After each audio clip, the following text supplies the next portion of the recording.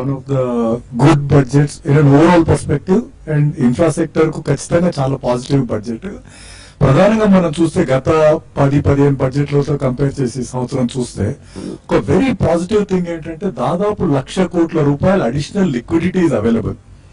చమురు ధర ఏదైతే $110-120 యావరేజ్ నుంచి $33 పడిందో, దాంతో దాదాపు మనం ఖర్చు పెట్టే అమౌంట్, ఫారిన్ కరెన్సీ ఖర్చు పెట్టే అమౌంట్ 60-70 వేల కోట్లు తగ్గిపోయింది. సో మ్యాక్రోగా చూస్తే capital formation is the right direction, infrastructure spending is in the right direction, rural economy spending is in the right direction, balancing fertilizer towards economy is in the right direction. So at a macro perspective, I would rate this budget fairly good, closer to 8.5, except the negative points going towards this double taxation tapte very good positive budget is what. So ఎన్ని మార్కులు ఇస్తారు 10 పాయింట్ల scale మీద ఈ budget కి? 8.5 ఇస్తాండి. 8.5. So Gautam Reddy గారితో మీరు కూడా ఏకీభవిస్తున్నారు. So it's a good budget and చాలా, ఎందుకంటే it's a lot of reforms needed with the medium term to long term. First time we are seeing a budget wherein pro poor, pro middle class and anti rich. Okay. For example, you have a 15% extra cess above 1 crore. Okay. It's a very very important decision. It's not so easy decision. And also ease of doing business for small medium scale business people. Okay. So presumptive tax, that's a very very positive thing. 1 crore business దాకా కూడా ఫ్రీగా disclose చేసి standard number కట్టేయడం. Professionals కూడా ప్రిజెంటివ్ tax. Fusion solar technology సమర్పిస్తున్న business breakfast షోకి స్వాగతం. పెద్దల మాట చెదన్న మూట అంటారు.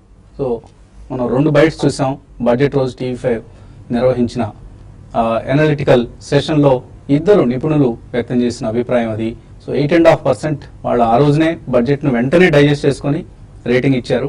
మార్కెట్స్ నెక్స్ట్ డే నుంచి డైజెస్ట్ చేసుకొని బిహేవ్ చేస్తున్నాయి.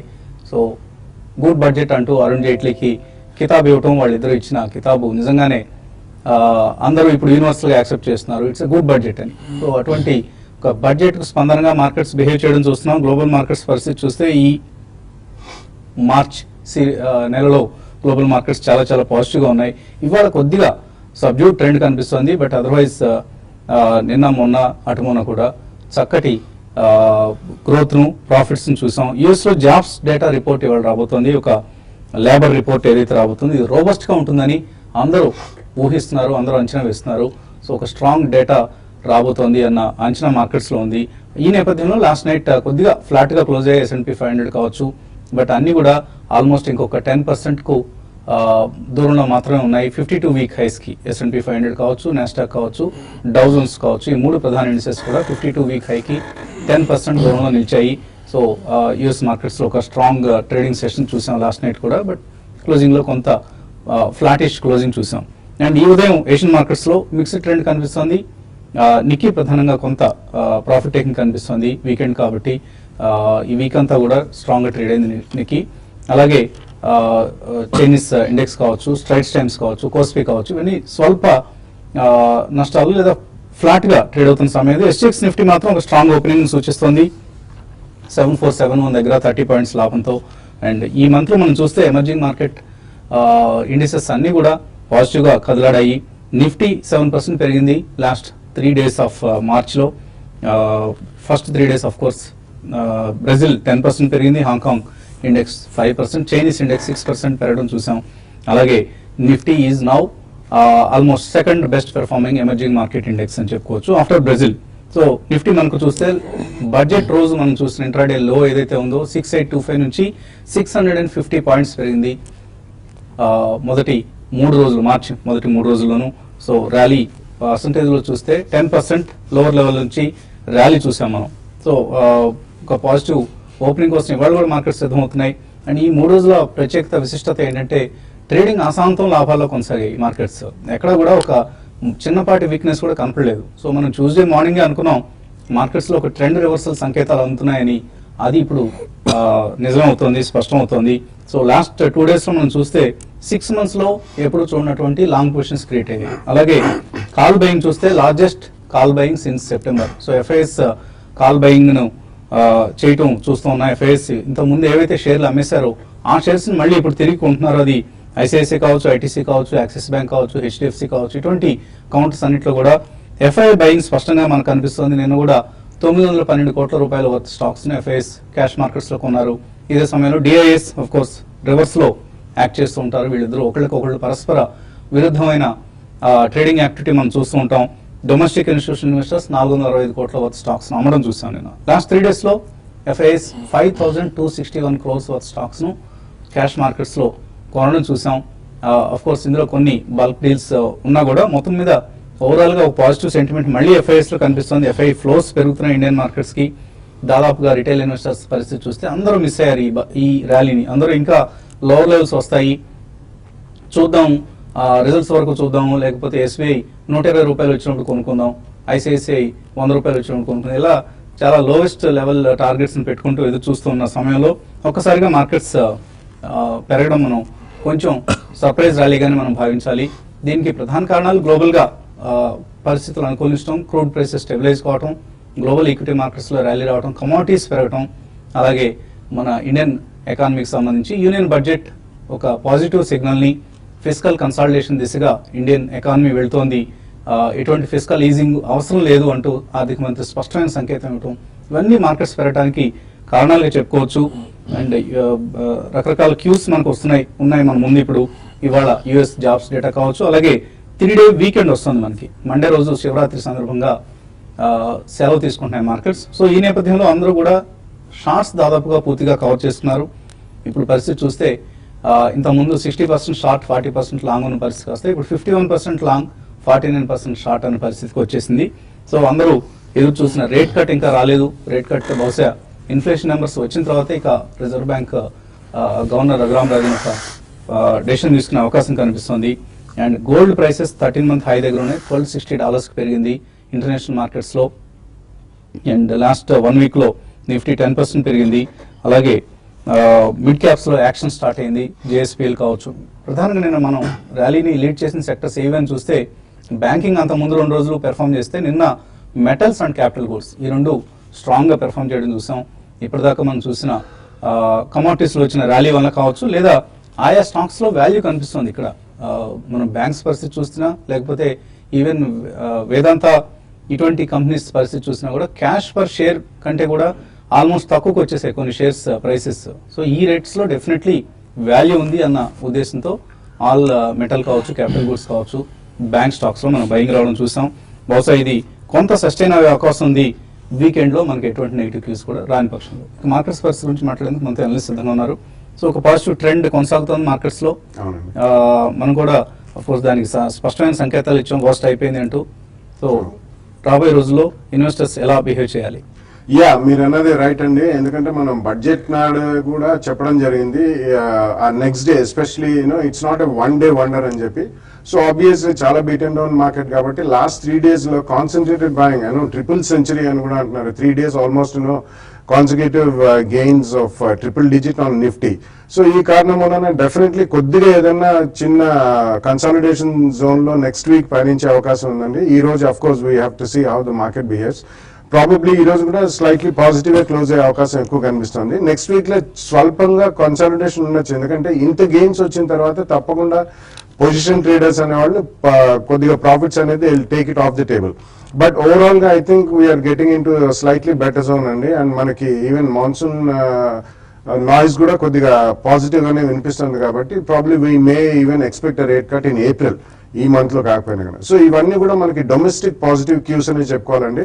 And in terms of corporate results I think the worst will be probably March result అండి. దాని తర్వాత స్లైట్లీ బెటర్ రిజల్ట్స్ పోస్ట్ చేస్తాయి starting from June, September, December quarters అనే వాదన చాలా స్ట్రాంగ్ గా వినిపిస్తుంది.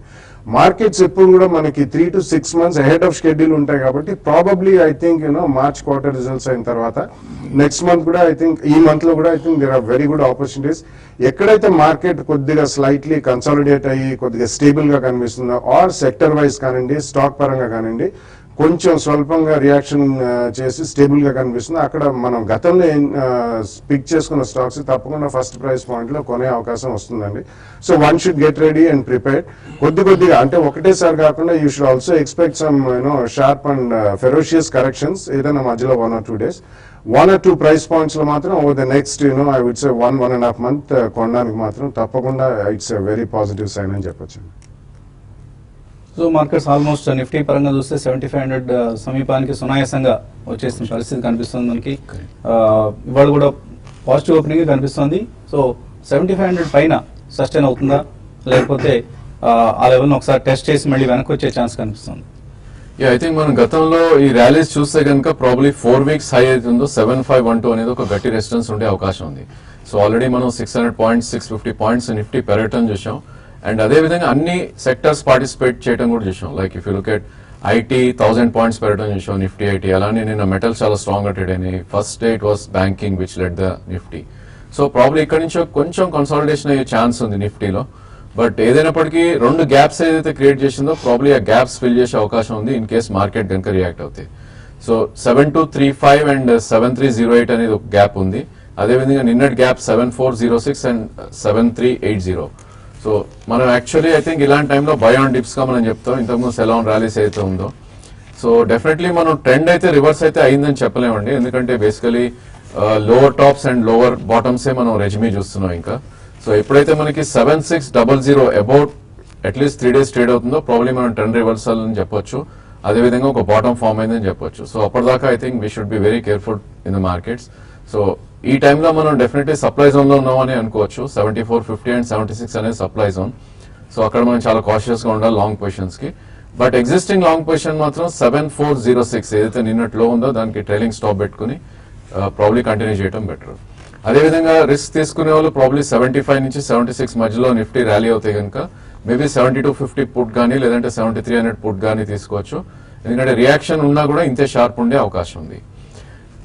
ఒక బేసికలీ కొన్ని చార్ట్ ప్యాటర్న్స్ చూస్తే కనుక మనకి మెటల్స్ లో కొద్దిగా ఐ థింక్ రివర్సల్స్ కనిపిస్తున్నాయి 2 స్టాక్స్ లో. JSW స్టీల్ మనం చూస్తే కనుక లాస్ట్ 4 to 5 వీక్స్ గా ఇది 200 day moving average above trade అవుతుంది.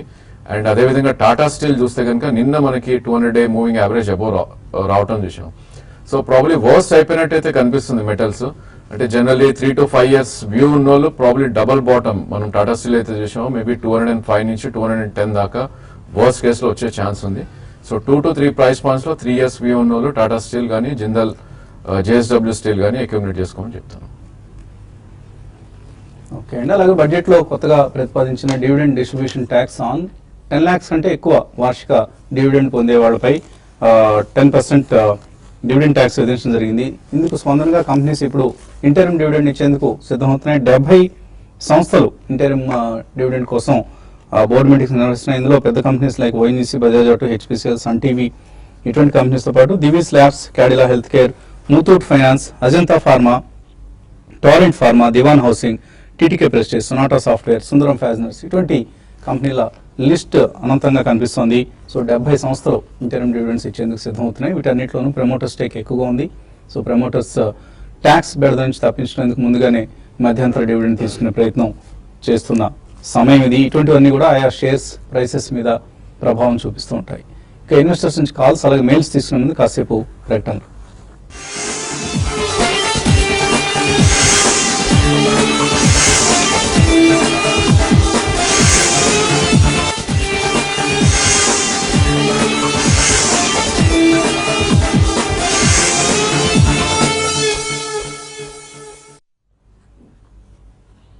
ఫ్యూజన్ సోలార్ టెక్నాలజీ సమర్పిస్తున్న బిజినెస్ బ్రేక్ఫాస్ట్ షోకి తిరిగి స్వాగతం. 2 రోజుల బ్యాంకర్ల జ్ఞాన్ సంఘం ఇవాళ రేపు జరుగుతోంది. సో ఈసారి సదస్సులో ఇది 2వ జ్ఞాన్ సంఘం. లాస్ట్ డిసెంబర్లో జరిగిన జ్ఞాన్ సంఘం తర్వాత ఇప్పుడు జరుగుతుంది. సో డిసెంబర్ నుంచి లాస్ట్ అంటే డిసెంబర్ 2014 నుంచి చూస్తే మనకు ఎన్పిఎల పరిస్థితి, బ్యాంక్స్ ఎన్పిఎస్ పరిస్థితి భారీగా పెరగడం చూస్తున్నాం.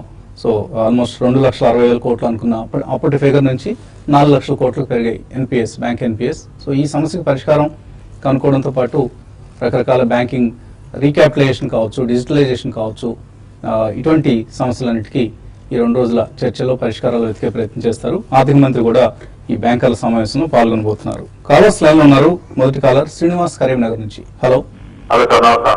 నమస్తే అండి, అడగండి. సార్ నేను రిలయన్స్ 1000 లో ఫ్యూచర్ లో ఉన్నా సార్. అది ఈరోజు ప్రాఫిట్ బుక్ చేయమంటారా లేకపోతే కంటిన్యూ చేయమంటారా? వీకెండ్స్ సెలవులు వస్తున్నాయి కదా, మరి అట్లా రిలయన్స్ క్యాపిటల్ కొనుక్కోవచ్చు sir. Okay, Reliance futures position continue చేయొచ్చా? డెఫినెట్లీ చేయొచ్చండి. ఈ రోజు క్లోజింగ్ బేసిస్ కనుక 997 బిలో అవుతే కనుక మీరు స్టాప్ లాస్ పెట్టుకుని ఎగ్జిట్ అవ్వండి. అదేవిధంగా 1025 104 మధ్యలో ఒక గట్టి రెసిస్టెన్స్ ఉంది. సో అది మీరు టార్గెట్ గా బేస్ చేసుకుని మీరు హోల్డ్ చేయొచ్చు పొజిషన్. రిలయన్స్ క్యాపిటల్ అని చూసాం, ఒక మంచి బ్రేక్అవే బార్ రావటం చూసాం నిన్న. సో ప్రాబ్లీ దీనిది 200-day మూవింగ్ యావరేజ్ అరౌండ్ 376 ఉంది. సో అక్కడ దాకా వెళ్ళే అవకాశం ఉంది. కరెంట్ 364 ఉంది. 358 స్టాప్ లాస్ పెట్టుకుని ఫ్రెష్ పొజిషన్స్ తీసుకోవచ్చు 376 టార్గెట్ కోసం. తర్వాత కలర్ విజయవాడ నుంచి రాజు. హలో, సార్ నమస్తే సార్. నమస్తే అండి, అడగండి. Sir LIT and LIC housing and finance and pharma ఈ కరెంట్ లెవెల్స్ లో తీసుకోవచ్చు సార్. ఇవేంటి షార్ట్ టర్మ్ కోసం లాంగ్ టర్మ్ కోసం అండి? లేదు sir, long term sir, 1.5 year or 2 years, లేదు ఎక్కువైనా సరే 3 years అయినా. ఓకే, 3 స్టాక్స్ తీసుకోవచ్చు. యా, 3 కూడా తీసుకోవచ్చండి. Choice is very good. So definitely మీరు ఫస్ట్ ప్రైస్ పాయింట్ లో కొద్దిగా మీరు నెక్స్ట్ వీక్ కానీ ఈ రోజైనా ఎక్కడైనా మీరు ఇటువంటి పెద్దగా ఆగాల్సిన అవసరం కూడా లేదండి. సో ఫస్ట్ ప్రైస్ పాయింట్ లో కొనండి. దేర్ క్యాన్ బి, ఒకవేళ మార్కెట్ ఓవరాల్ మార్కెట్ కరెక్ట్ అయితే 5 to 7% కరెక్షన్ ఉండొచ్చు. అక్కడ సెకండ్ ప్రైస్ పాయింట్ లో తీసుకోండి. డెఫినెట్లీ 3 కూడా మంచి చాయిస్. దేవేంద్రరావు మెయిల్ పంపించారు. ఆయన ఆర్చిడ్ కెమికల్స్ కొన్నారట 65 రూపాయల్లో, 1000 షేర్లు కొన్నారు. ఫండమెంటలీ ఎలా ఉంది? 2013 నుంచి బాగా తగ్గింది ఈ స్టాక్ ప్రైస్. యా, బేసికలీ వాళ్ళకి డెడ్ బర్డెన్ ఎక్కువ ఉందండి. And main line of business వాళ్ళు అట్లీస్ట్ ఒక 3 years బ్యాక్ హాస్పిటల్ ఒక అమెరికన్ కంపెనీకి అమ్మేశారు. కాబట్టి రెసిడ్యూల్ బిజినెస్ మీద ఫ్రెష్ ఫైలింగ్స్ అమెరికాలో కొత్త డ్రగ్స్ వాళ్ళు ఎక్స్పోర్ట్ చేస్తే కనుక పికప్ అవుతుంది. సో కొంచెం వెయిట్ చేయండి. ఓపుకుంటే నెక్స్ట్ 1-2 years లో డెఫినెట్లీ మీ ప్రైస్ వచ్చే అవకాశం ఉంది. కాకినాడ నుంచి సుధాకర్ రావు చెప్తున్నారు, మీరు ఆల్వేస్ లాంగ్ టర్మ్ కోసం షేర్లు కొంటామని చెప్పారు. నేను చెప్పానట. అలాగే ఆయన కూడా లాంగ్ టర్మ్ కోసమే కొన్నారట. 1 year బ్యాక్ కొన్ని షేర్స్ కొన్నారట. డిసెంబర్లో బాగా పెరిగాయి, డిసెంబర్ వరకు, అక్కడ నుంచి తగ్గాయి. సో మార్కెట్స్తో పాటు అవి కూడా పెరగడం తగ్గడం ఉంటుందండి. So if you're long term investor ఎటువంటి ఆందోళన చెందాల్సిన అవసరం లేదు. మళ్ళీ చూస్తున్నాం మనం, మార్కెట్స్ ఎలా రికవర్ అవుతున్నాయో చూస్తున్నారు. మార్కెట్స్లో అప్స్ అండ్ డౌన్స్ సహజమే. వాటిని తట్టుకునే నిబ్బరంతో మార్కెట్స్లో స్టే ఇన్వెస్టెడ్. అలాగే బిహెచ్ఏఎల్ అండ్ ఎన్హెచ్ అట, ఈ 2 ఈ లెవెల్లో కొనుక్కోవచ్చా? నువ్వు బిహెచ్ఎల్ అవాయిడ్ చేయాలండి. బేసికలీ కొద్ది పుల్ బ్యాక్ వచ్చినా కూడా ఈ స్టాక్ ఫర్దర్ గా 107, 113 వరకు వచ్చే ఛాన్స్ ఉంది. బికాస్ లాస్ట్ 3 months లోనే ఇది ఆల్మోస్ట్ 170 నుంచి 90 రూపీస్ దాకా రావడం చూసాం. సో కరెంట్లీ అవాయిడ్ చేయండి. ప్రాబబ్లీ ఇది కొద్ది డౌన్ ట్రెండ్ లో ఉన్న స్టాక్. మేబీ షార్ట్ టర్మ్ ఇంకా డౌన్ సైడ్ వచ్చే ఛాన్స్ ఎక్కువ ఉంది. గోపాల్ హైదరాబాద్ నుంచి అడుగుతున్నారు, మ్యూచువల్ ఫండ్స్లో ఎస్ఐపి చేస్తున్నారు 5 సంవత్సరాల హొరైజన్తో. 80% mid and small cap mutual funds ఉన్నారట. ఇప్పుడు లార్జ్ క్యాప్స్కి మారొచ్చా అని అడుగుతున్నారు. అట్లా ఇప్పుడు మిడ్ అండ్ స్మాల్ క్యాప్స్కి ఎక్కువ ఎక్స్పోజర్ ఇవ్వకూడదండి. Mid and small caps should always consist of less than 50% in our portfolio. అందులో కూడా మిడ్ క్యాప్స్ కొద్దిగా ఎక్కువ ప్రిఫరెన్స్ ఇవ్వాలి, స్మాల్ క్యాప్స్కి తక్కువ ప్రిఫరెన్స్ ఇవ్వాలి, లార్జ్ క్యాప్స్కి ఎక్కువ ప్రిఫరెన్స్ ఇస్తూ కంటిన్యూ చేయాలి మీ ఇన్వెస్ట్మెంట్స్ని. కొద్దిగా మీరు లార్జ్ క్యాప్స్ ఫండ్స్ వైపు దృష్టి సారించండి. వీలైతే నష్టాలు లేకుండా ఉంటే పొజిషన్స్ని షిఫ్ట్ చేసుకోండి towards large cap mutual fund schemes. Power finance corporation, REC, SBI 3 ఈ రేట్లు తీసుకోవచ్చా? విశాఖపట్నం నుంచి శ్రీనివాస్ అడుగుతున్నారు. ప్రాబ్లీ వెయిట్ చేయాలండి. 3 కూడా కొద్ది డౌన్ ట్రెండ్ లో ఉన్న స్టాక్స్. మేబీ ఎస్బీఐ 180 నుంచి 190 మధ్యలో గట్టి రెసిస్టెన్స్ ఉంది. ఇక్కడ నుంచి 5 to 7% కరెక్షన్ వస్తే కనుక షార్ట్ టర్మ్ కోసం మీరు బై చేయొచ్చు. పవన్ కుమార్ అడుగుతున్నారు, ఓకార్ ఫార్మా లాంగ్ టర్మ్ కోసం మంచిదేనా? పొజిషన్ ఉందట ఆల్రెడీ. యా, ఐ థింక్ వాళ్ళ problems they seem to be getting over అండి. ఎందుకంటే రీసెంట్లీ కూడా కంపెనీ చైర్మన్ హబీల్ కొరాకి వాలా గారు వచ్చి వాళ్ళు సక్సెస్ఫుల్లీ యుఎస్ ఎఫ్డిఏ వాళ్ళు ఏమేమి క్వశ్చన్ పంపించారో దానికి ఆన్సర్ చేశామని చెప్పారు. ప్రాబ్లీ ఆల్రెడీ ఉన్న స్టాక్స్ హోల్డ్ చేయండి. మార్చ్ క్వార్టర్ రిజల్ట్స్ అయిన తర్వాత యుఎస్ ఎఫ్డిఏ క్లియరెన్స్ అటువంటి ఏదైనా వస్తే మాత్రం డెఫినెట్లీ కొద్దిగా అడిషనల్ కూడా యాడ్ చేయొచ్చు. శ్రీకర్ గౌడ్ profityourtrade.in కి సబ్స్క్రైబ్ చేద్దాం అనుకుంటున్నారు. డీడీ చెక్ తీయటంలో కష్టంగా ఉందట, బహుశా టైం లేదనుకుంటాను. మీరు నెట్ బ్యాంకింగ్ కనుక మీకు ఉంటే నెట్ బ్యాంకింగ్ ద్వారా కూడా పే చేయొచ్చండి. మనం వెబ్సైట్లోనే బ్యాంక్ అకౌంట్ డీటెయిల్స్ పూర్తిగా వివరంగా ఇవ్వడం జరిగింది, ఐఎఫ్ఎస్సి కోడ్తో సహా. నెట్ బ్యాంకింగ్ ద్వారా పే చేయండి. ఇన్ కేస్ అది కూడా కుదరకపోతే త్వరలోనే పేమెంట్ గేట్వేని కూడా మనం లింక్ చేయబోతున్నాం. క్రెడిట్ లేదా డెబిట్ కార్డ్తో కూడా సబ్స్క్రైబ్ చేసే అవకాశం ఉంటుంది. సో రకరకాల ఆప్షన్స్ మీ ముందు ఉన్నాయి. అలాగే మైండ్ ట్రీ లాంగ్ టర్మ్ కోసం కొనుక్కోవచ్చా ఇక్కడ? ఇట్స్ ఎ గుడ్ స్టాక్ అండి. అండ్ డెఫినెట్లీ చాలా స్ట్రాంగ్ ఉన్న స్టాక్. అట్లీస్ట్ లాస్ట్ 3-6 months లో కూడా ఇందులో ఎటువంటి రియాక్షన్ లేదు. అండ్ గ్రోత్ కూడా బాగా విజిబుల్ గా ఉందండి, బాగుంది. It's a good stock. 2 price points లో మీరు కొనుక్కోవచ్చు. జే శ్రీనివాస్ అడుగుతున్నారు, యాక్సిస్ బ్యాంక్ కాల్ ఆప్షన్ 410 తీసుకున్నారు. అలాగే ఐసిఐసిఐ బ్యాంక్ కాల్ ఆప్షన్ 420 ఇది ఎప్పుడు తీస్తున్నారో మరి 420 అయితే ఐసిఐసిఐ బ్యాంక్ కాల్ ఆప్షన్ ఉండదు, బహుశా 220 ఉండొచ్చు. ఏం చేయాలి? యాక్సిస్ బ్యాంక్ చూస్తే కనుక 422 లో గట్టి రెసిస్టెన్స్ ఉండే అవకాశం ఉందండి. 417 కరెంట్ మార్కెట్ ప్రైస్ ఉంది. సో డెఫినెట్లీ 422 నుంచి 425 మధ్యలో మీరు ప్రాఫిట్స్ బుక్ చేయండి. అదే ఎగ్జిస్టింగ్ పొజిషన్ కి 402 అంటే ₹5 కింద ఇక్కడ నుంచి మీరు స్టాప్ లాస్ పెట్టి హోల్డ్ చేయండి. ఐసిఐసిఐ బ్యాంక్ కూడా ఆల్మోస్ట్ మనకి గ్యాప్ అప్ ఓపెనింగ్ అవటం చూసాం మొన్నటి రోజు. సో ఆ గ్యాప్ ఫిల్ చేసే అవకాశం ఉంది కాబట్టి ప్రాబ్లీ 226 దీనికి గట్టి రెసిస్టెన్స్ ఉంది, అక్కడికి వస్తే మీరు ప్రాఫిట్ బుక్ చేయండి. ఎగ్జిస్టింగ్ పొజిషన్ మాత్రం 209 కింద స్టాప్ లాస్ పెట్టి మీరు హోల్డ్ చేయొచ్చు. Tata steel 320 call option hold చేస్తున్నారు అబ్దుల్ ఫరూక్, ఏం చేయమంటారు? తీసుకోవచ్చు అని అడుగుతున్నారు 320 call option. No I don't think అండి. ప్రాబ్లీ లాస్ట్ 3 days లోనే ఈ స్టాక్ 246 నుంచి 280 దాకా పెరగడం ఉంచాం, ₹40-45. ఇక్కడ నుంచి రిస్క్ రివార్డ్ బుల్స్ కి ఎక్కువ ఫేవరబుల్ గా లేదు. సో ప్రాబ్లీ ఒక మైనర్ రియాక్షన్ వచ్చినప్పుడు మేబీ అరౌండ్ 270-272 వస్తే కనుక 300 call near to money call try చేస్తాం బెటర్. గుణేశ్వరరావు వేలూరు నుంచి Quick Heal Solutions, Kelton Technologies and Global Spirits ఈ 3 ఫ్యూచర్లో బాగా పెర్ఫార్మ్ చేస్తాయి. 1 year కోసం తీసుకోవచ్చా? Yeah, Quick Heal is definitely a slightly doubtful case అండి, ఎందుకంటే it's a very intensely competitive industry and recently మనం పబ్లిక్ ఇష్యూ అయిన తర్వాత చూసాం కొన్ని కార్పొరేట్ గవర్నెన్స్ ఇష్యూస్ వచ్చాయి, ట్యాక్స్ పరంగా వాళ్ళకి నోటీసులు కూడా వచ్చాయి. Kelton definitely I think they going to do well అండి. అండ్ నిన్న మార్నింగ్ మనకి వసంత్ గారు కూడా ఆయన ఎండి గారు కూడా రావడం జరిగింది మన స్టూడియోకి. I think they are on a good path. అవి ఒక 2 price points లో కొనుక్కోవచ్చు. అండ్ క్విక్ హీల్ లాంటివి నేను పెరగడం చూసాను, 20% పెరిగాయి. In fact Just Dial, Quick Heal ఇటువంటివి. కానీ ఒకసారి నిశ్చితంగా చూస్తే డెలివరీ పర్సంటేజ్ అంటే డెలివరీ ఎంత వాల్యూమ్ జరిగిందని చూస్తే మాత్రం జస్ట్ 7-8% డెలివరీ వాల్యూమ్స్ ఉన్నాయి. సో ఈ అంశాన్ని గమనించండి. టెంప్ట్ అయ్యి పెరుగుతుంది కదా మళ్ళీ పెర్ఫామ్ చేస్తున్న ఉద్దేశంతో మాత్రం అటువంటి కౌంటర్స్లో దయచేసి ఎంటర్ కావద్దు. ఇది వాటి బిజినెస్ బ్రేక్ఫాస్ట్. మధ్యాహ్నం స్మార్ట్ ఇన్వెస్ట్లో మళ్ళీ కలుద్దాం.